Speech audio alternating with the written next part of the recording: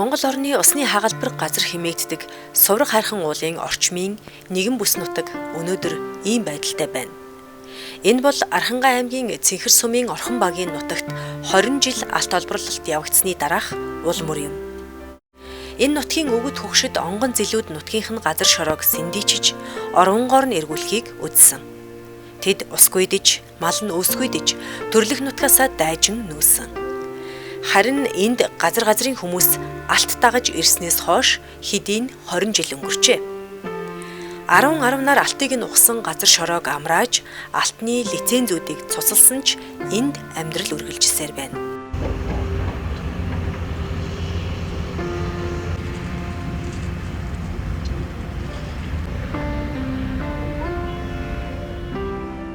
Наран цэцэг Цэнхрийн орхонд ирж сууршаад 21 жил болж байна. Алтны уурхайтай зэрэгцэн амьдарч ирсэн энэ хугацаанд тэрээр тэмцэж бас нийцэж явсан удаатай. Харин өнөөдөр алтыг нь аваад ухсан нүх сүйдсэн газрыг үлдээгээд явсан энэ нутагт амьдрахад ямар нэгэн шийдэл тусламжийг хүлээж байна. Уурхайн үйл ажиллагаа явуулж байгаа учраас бас л нөгөө хулгай цэлгээгээр нөгөө хаягдэр шороор руу норж анх эхлээл тэгжил орж хэлж исэн л да. Тухайн үед айгүй юу байсан? Хаягдал газар байсан байхгүй анх эхлээд энэ чинь хайсан Монгол газар анх эхлээд орж байгаад яг сорчлоо тавьсан голын тэр нэг хэсгийн газар руу хаягдсан байсан. Тэгээд зөвхөн зүгээр амжиргаа дэмжих төдийл юм гардаг. Улсууд энэ хугацаанд бол тийм энд нэг бөөгнөрдгийг бодонтой бол бөөгнөрдгөө тэр Монгол газар гэдэг газар ширт харгууд үлзий тэл рүү айгүйх байдаг гэсэн. Тэгээд нэг 100 тонны хэдэн айл амжиргаа аваад явдаг гэсэн. Тэгээ манайх бол одоо энэ жилийн гарсан уулз гол компани саяны хөөгдөг энэ компани бол манай юу хувьд бол 15 дахь компанийн үүсчихсэн 21 жилийн дотор.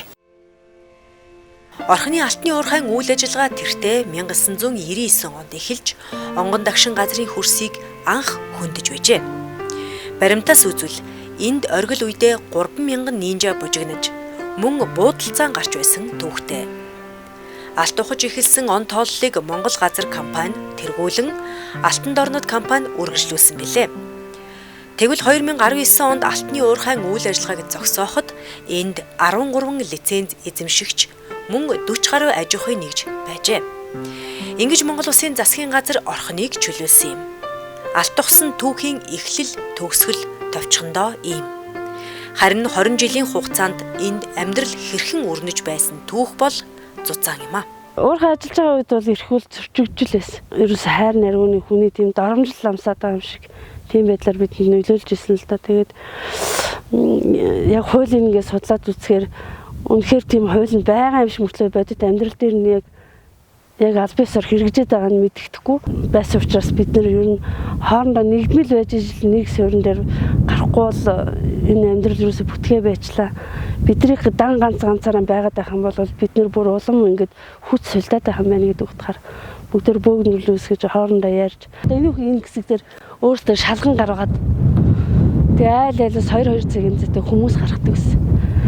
Тэгээ харьцангуй манай энэ газар чинь баг идэгсэн газар нь аахгүй. Цэнхэр сумын Орхон баг 1999 оноос өмнө 100 гаруйхан өрхтэй байжээ. Алт олборлолт эхэлсэн цагаас хойш өрх хүн амын тоон өссөөр 2012 онд гэхэд 228 өрхтэй, 2015 онд 247 өрх, 926 хүн амтай болж байжээ. 2019 оны байдлаар өнөөдөр Орхон баг 1125 хүн ам, 295 өрхтэй байна. Хүн амынх нь 50 гаруй хувь нь эмэгтэйчүүд юм. Энэ нутгийн уугуул иргэдийн дийлэнх нь мал аж ахуйгаа хөөж багийнхаа буйд нутгийг бараацсан. Харин сууршмал болон мөн уугуул цөөн иргэд алтны уурхайн бүс нутагт амьдарч байна. Тэдний амжиргаа уурхай дагсан их усүртэй байсан нь нууц биш юм аа. Малынхаа махсууг борлуулахаас эхлээд уурхайн бүсийн хүн ам яаж амжиргаагаа залгуулдаг тэрэл жишгээр аж төрж байлаа. Энэ хугацаанд нутгийн малчин эмэгтэйчүүд төрийн бас байгууллагынхан хариуцлагагүй уул уурхайг хаахын төлөө тэмцлээч зогсоогоогүй юм. Одоо уурхай хаагдсан. Харин уурхай юу үлдээв? Энд амьдран суугаа иргэд эмэгтэйчүүдийн нөхцөл байдал амьдралыг эргэн харахыг тэд хүсэж байна. Төр засгийн дэмжлэг шийдлийгч шаардаж байгаа юм. Газар шороо ухаад ингээм амтэрдэг иргэдийн хувьд бол орлого нь бол байхгүй болчихлоо юм л та. Яг хуу ерөнхийдөө бол бас нэг жилийн хугацаанд л болж байгаа процесс л та. Энэ ингээ цааш нь 2 3 жил ингээ үргэлжлээ явах юм бол нөө ядуу иргэд маань бас нэг малчих ч юм уу тий. Зөвхөн тэр нөө шороо харах биш. Өөр орлого их өсвөр бас олоод ингээ явах боломж нь бол нээлттэй л байгаа л та. Дээрээс нь одоо бас төрөлөөрийн гар урлал янз бүрийн нэг ахуй өрхийн үйлдвэрлэл тэр талаар нь илүү хөгжиж явах юм бол бас боломжтой л. Уул уурхайн бүс нутагт хүний эрх, тэр дундаа эмэгтэйчүүдийн эрх зөрчигддөг жишээ олон улсын түвшинд байдаг. Орхонд ч мөн л ийм байдал бий.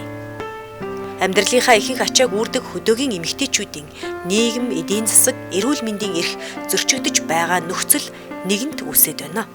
Тэгээ манайх ч одоо 5 лаштай. Тэгэл зэмэгээ аваад ирсэн байгаа. Тэгэл 7 8 л амарч чинь бид нар. Тэгээ одоо хүүхдүүд, оюутнууд, хойд компани ажиллаж байгаа үед бас оюутны төлбөр мөлбөрийг цаанаас нь гаргаад өгчдөг гэсэн компанид ажиллаж байсан учраас тэгээ одоо бол хүндэрнэ. Ер нь энэ тийш хүндрэх байх энэ жилийн үед бол би бүр бодоод байна. Одоо яахаа ч одоо би мэдэх ерөөсөн юунд орохгүй. Хэцүүл булаад эхэлж байна. Тэгэл хамгийн гол нөгөө эрүүл мэндээр айгу хогсон гэдгээ сүүлд нь мэдсэн л дээ. Одоо бид нар бол уугсан нөгөө зөөж ашиглаж байгаа. Тэгэл яг ч тийм цэвэр усаа ууж чадахгүй л байгаа. Одоо тэр наатлын тэр нэг шар ус гурсж байгаа тэр голгүй юуны үед ч одоо жишээнд л гэхэд ходоод гитсэн өвдөх 100 мөн одоо хүүхдүүд тэр булаг шаан тэр югаар гүгээд л бие миээр нь тийм жижигэн улаан тийм янз бүрийн юутай тууралт гарахт гэсэг байж байгаа тэгээ арилах ч юм уу тиймэрхүү юмнууд л байгаа. Уурхайн төлөөтэй одоо энэ шар ус югаар бол хор хөнөөл мэлээл байгаа. Уурхайг зогсоосноор байгаль бэлчээр нутаг амс хийж малчтад тодорхой ахицтай нөлөө үзүүлж байгаа.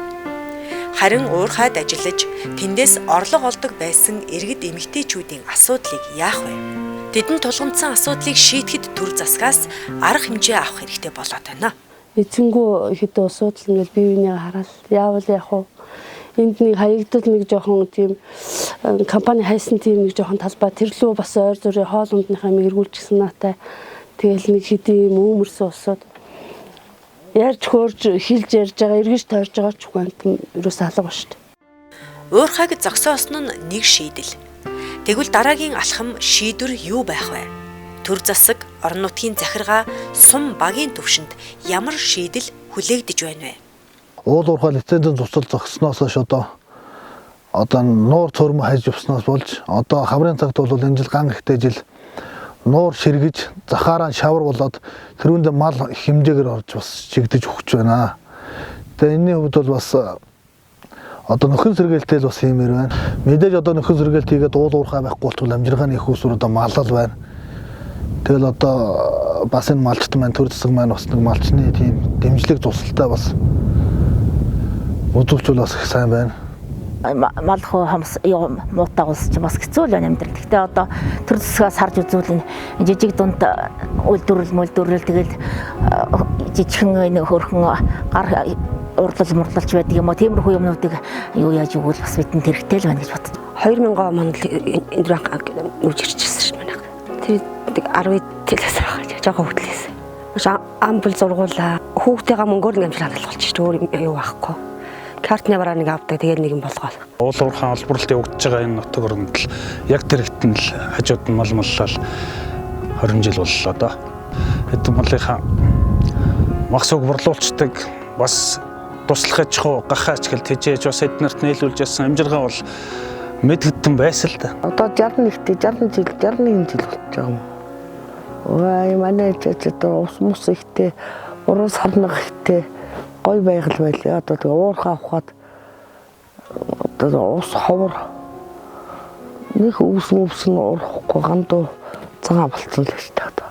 Архангай аймгийн эмэгтэй удирдлагатай төрийн бас байгууллагууд хамтран уул уурхайн уршгийг олон нийтэд мэдүүлэх, улмаар шийдвэр гаргагч нарт сонирдуулах ажлыг санаачлан хийсээр байна. Мөн нутгийн төрийн бас байгууллагууд эмэгтэйчүүд ч ухагдаад орхигдсон газар нутгаа сэргээлдэх, ахуй амьдралаа өөд татахаар шийдвэр гаргагч нарт хандан шуурхай арга хэмжээ авч ажиллахыг шаардаж нөлөөллийн ажлаа үргэлжлүүлсээр байгаамаа. Тэгээ 13А лиценз нь ер нь ихэнх нь ашиглагдсан. Тэгээ нөхөн сэргээлт бол бас муу хийгдсэн даа манайч. Ерөөсөө хийдгүү одоо хийс нэр зүгээр ингээ хайчдаг. Мянган баяр бол үндсэндээ лиценз газруудаа үнэлэр. Тэгэхээр одоо нэг газар нь 10 сая ирж билүү. Тэгээд баахан компаниуд ингээ гэрээг оруулцдаг. Тэгээд эднүүд нэг бас ямар ч одоо төрийн байгууллагын удирдлагад орно. Төрийн байгууллагын гэрээ эцэдийн нэг орж байхгүй. Монгол газар компани дээр бол ерөнхийдөө төхөөрөлтөл хийгдэг баг. Энд байгаа айлууд энэ тэндээс хүмүүс авч ичиж ухаад байна. Контейнер ингээ барьсан байсан чинь энэ чойчтой контейнер байна гэсэн чинь доод нөгөө шалын авцсан шалан доогуур тэр контейнер ороод тэр доогуур ингээ хөдөлгөөд авчдаг тийм зориултыг юм хийсэн байна. Сум орнотдаг тийм ээ. Бас тодорхой хэмжээнд өөрсний эрх мэдэл байна хуулийн өрөөнд. Тэгэхээр одоо яах вэ гэдэг дээр хав хүмүүс бол санаа ингэж тийм. Олон мянган зарлаг төсөлгээд засгийн газар тогсон байна. Дэлхийн банкнаас хавуулжтэй. Тэр айлыг энэ нутаг дээр байж байхдаа яаж амьдарч исэн яг тэр хэмжээнд нь хүргэж өгөхөд энэ уул уурхайн компаниуд өөрөө хүлээх ёстой гэдэг юм өнөөдрийг хүртэл алдагдчихад ингэ явж байгаа. Өнөөдөр ингээд тэнд байгаа хүмүүс ингээ аваа үзэх юм бол яг малгүй өмл орхон байхгүй шүү. Одоо нинжа гэж яриад байгаа хүмүүс ч гэсэн малтай байгаа. Тэр хүмүүс бас малыг ашиг чимэг авч сурмаар байгаа. Малаа мал сурах хэрэгтэй байгаа. Орон нутгийн одоо нөгөө өв соёлын асуудал маш их яригдсан. Бүхэл бүтэн 3 том улс одоо энэ голошин дагаад байрж ирсэн шүү. Тэгээ Монголын өв соёл энд байж байгаа байхгүй. Хамгийн үнэтэй юм. Тэгэхээр энэ гол ингээд одоо ширгээ алга болчихвол тийш. Нөгөө бүр дэлхийн өвд биднээс амар мөн нөлөөлж байгаа хөө. Үндсэндээ бол 300 гаруйга талбайд ашиглалтын одоо энэ явцад бол эвдэгдсэн. Одоо бид нар бол одоо нөхөн сэргийх тал дээр нь бол нэлээ одоо шаардлага хөргүүлж, алан бичих хөргүүлж ингэж ажиллаж байгаа. Нүүж очиж одоо суурьсан өрхөд нэлээ их байж. За энэ өрхөдийн маань бас амжиргааны төвшин нэлээ бас хүндэрж байгаа. Бид өвдийн хувьд бол аливаалах нэг зогсоохын төлөө бол тууштай байсан. Энэ дээр бол одоо засгийн газрын төвшөнд олон чухал асуудал ирж байсан. Харин өнөөдөр засгийн газар энэ дээр бол зоригтой шийдвэрийг бас гаргаж чадсан. Тэгэхээр энэ асуудлыг бол энэ засгийн газар зүгээр хараад хайчихгүй. Энийхээ үр дүн үзээд энэ нөгөө ярьсан хийж хэрэгжүүлэх ажил маань цаашаа ингээ үргэлжлээд явнаа.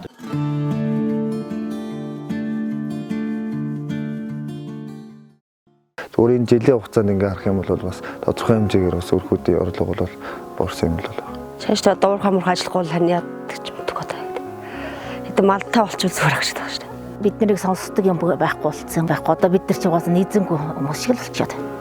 Нөхөн сэргийлт хийгээс сайхан надад яаж л дээгүүр нь ургуулдаг тэрийгээрэл хийгээл өгөх сайн байдаг. Одоо ер нь бол иргэдийн гол ажил юм л одоо энэ нөхөн сэргийлт хийгдэхгүй ингээ үлдчихгүй сайц. Нөхөн сэргийлтийг хийлгмээр байна гэдэг л иймэрхүү байр суурьтай байна да. Одоо миний дуу хоолой гэх юм бол миний ард чөчрийн эдэрсэн газруудыг цаг хугацааг удаалгүйгээр яралтайхан шинхэн сэргэж ард иргэдийнх нь амьдрал эргээд одоо голдролд орохыг л хүсэж байна да. Тийм учраас одоо шаталсан арга хэмжээ сум аймаг дүүрэг тэгэл төр засаг талын үгийг дуулахыг гэж хүслээ. Гол одоо нэгд болохоор орлогомдоо малжуулах төслөөр одоо энэ чухал хэрэгжүүлэх шаардлагатай. Бид нар бас цаашин дээр өс нутгийг шүү аялал жуулчлалын болоод малж хуулбарлын ямар өс нут болох вэ? Уулуурхан одоо ялаа шиг дэгсний дараа тэнд хүмүүс амьдрал таараа тийм ээ. Тэгэхээр энэ төвшөндөө бас ямар зүйлийг хийж иргэд маань энд амьдрах хэрэгтэй гэдэг тэр зүйл рүү ч гэсэн бид нар бас дэмжлэг болоод нутгийн бодлогын төвшөнд бас дэмжиж явнаа. Алт гэж байгаль дэлхийг хэрхэн сүйтгэдэг, нутгийн иргэд ямар хохирол амсдгийг бид нүдээр үзэж биеэр мэдэрлээ. Олборлогчид бол алтыг нь аваад авдрыг нь хаяад явдаг нь бодит үнэн гэдгийг бүгд мэдлээ. Ухсан нүх сүйдсэн нутгаа орхиод явхад хэцүү, хин нэгний тусламжийг харахаас өөр гарцгүй болдгийг иргэд ч ухамсарлаж байгаа. Тиймээс үеийн үед амьдран суух газар нутгаа уул уурхай далдалгүй хайрлан хамгаалж, уламжлалт мал аж ахуйгаа түшиглэн нүүдэлчин соёлоо дээдлэн аж төрх нь юунаас ч эрхэм гэдгийг эрх биш эрх зүйл нь үзье.